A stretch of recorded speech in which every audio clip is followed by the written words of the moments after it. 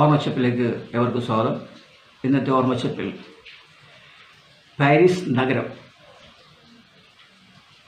നഗരത്തിലാണ് ഇത്തവണത്തെ ലോക കായിക മാമാങ്കമായിട്ടുള്ള ഒളിമ്പിക്സ് ഗെയിംസ് അരങ്ങേറിയിട്ടുള്ളത്.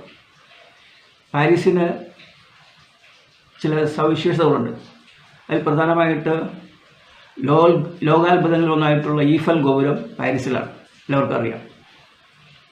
ഈഫൽ ഗോപുരം അവിടെ സ്ഥാപിതമാകാൻ ഒരു ചരിത്ര പശ്ചാത്തലമുണ്ട്. നമുക്കറിയാം, 1789 ഫ്രഞ്ച് വിപ്ലവം നടന്നത്. ഫ്രഞ്ച് വിപ്ലവം ലോകത്താദ്യമായിട്ട് ലിബർട്ടി, ഇക്വാലിറ്റി, ഫ്രാറ്റേണിറ്റി, സ്വാതന്ത്ര്യം, സമത്വം, സാഹോദര്യം ഈ മുദ്രാവാക്യം ഉയർത്തിക്കൊണ്ടാണ് ഫ്രഞ്ച് വിപ്ലവം നടന്നത്. ആ ഫ്രഞ്ച് വിപ്ലവത്തിൻ്റെ 100ാം വാർഷികമായിട്ടുള്ള 1789 ആഘോഷ പരിപാടികൾ നടത്തുകയാണ്. അപ്പോൾ ആഘോഷ പരിപാടിയിൽ ഒരു പ്രദർശനം വയ്ക്കുകയാണ്. ആ പ്രദർശനം എന്ന് പറയുന്നത് ഈ ഈഫൽ ഗോപുരമായിരുന്നു. ഇത് തനി ഇരുമ്പിൽ നിർമ്മിച്ചിട്ടുള്ള ഒരു ഇരുമ്പ് സ്തംഭമാണ്. ഏതാണ്ട് 300.65 മീറ്റർ ഉയരമുണ്ട്. ഇതിൻ്റെ ആർക്കിടെക്റ്റും അതോടൊപ്പം തന്നെ 50 എഞ്ചിനീയർമാരും കൂടി ചേർന്ന് നിർമ്മിച്ചിട്ടുള്ളതാണ്. ഇത് ലോകാത്ഭുതങ്ങളൊന്നായിട്ട് പാരീസിൽ നിലനിൽക്കുകയാണ്.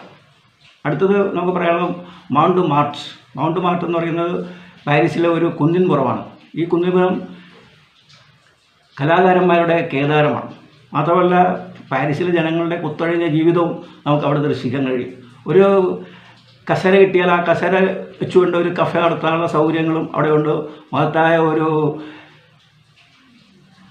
മാർട്ട് വ്യവസായ കേന്ദ്രം കൂടിയാണ് മൗണ്ട് മാർട്ട്.